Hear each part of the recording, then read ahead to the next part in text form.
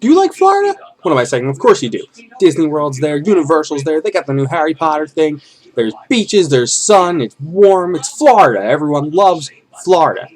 Well, then you must not be a Flyers fan, because Tampa Bay has been horrible for the Flyers in the past few years, and that just continues.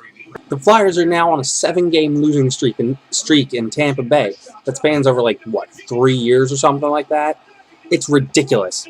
And one of the things you don't want to let Tampa Bay do, if you want to beat them, that is let Steven Stamkos just go off and do whatever the hell he wants and not be covered at all. Because Steven Stamkos is the guy that's going to score. And guess what the Flyers did? Twice. They left Steven Stamkos wide open. And guess what? That resulted in half the Lightning's goal. The Flyers, as usual, having trouble getting shots on net in the first period. They didn't have one shot on goal until about 10 minutes through. And at the end of the first period, I think they had 4 shots on goal. 4 shots on goal. Wayne Simmonds gets the rebound off a Pierre Bellemare shot up close, and it's all tied up 1-1. And that's how it stays for most of the second period. Now, there are a whole bunch of penalties that shouldn't have been penalties and a lot of dumb shit that the refs did, but we could talk forever about how much the refs suck, so I'm going to skip over that for now. Second period, Flyers on the penalty kill. Michael Raffl gets a breakaway. He's got a leaf right behind him, poking at the stick, and he goes for a shot and just misses the net. A few seconds later, Michael Raffl, on the same penalty kill, gets another breakaway, takes the shot a little early, and puts it right into Bishop's pads. 43 seconds left in the period.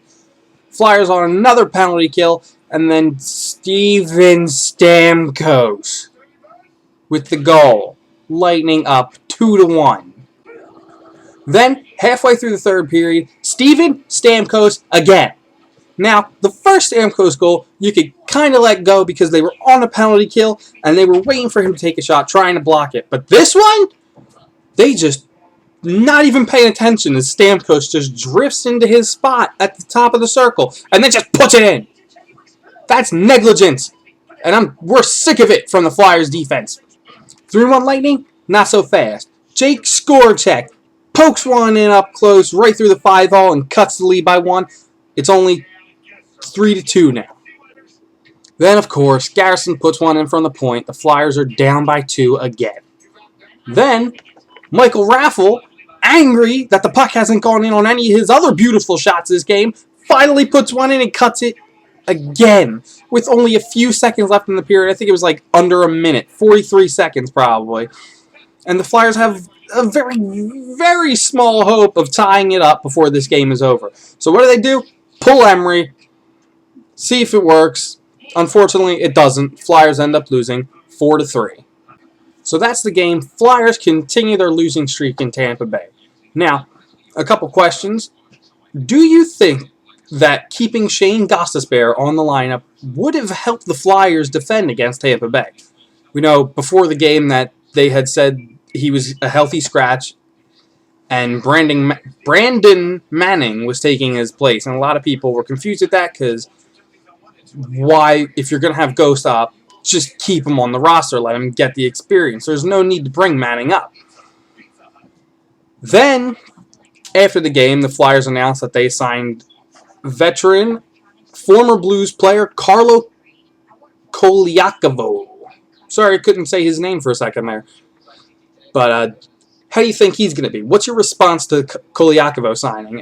Do you think he's going to be a big help, or is he just old and injury prone? The second line of Simmonds, Bellemare, and Schenn has seen a lot of action and has actually been able to make Brayden Schenn effective again. Something that we've been looking for since he's gotten here. Now, it's pretty much a fact that as soon as LeCavalier comes back, that line's going to get broken up again. What is your response to that? Because I know there's no one that could possibly like that line getting broken up.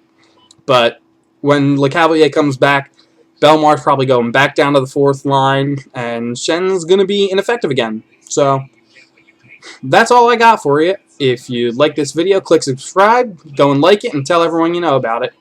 And this is my first video, so I hope they'll get better. Please don't hate me and never come back because of the first sample.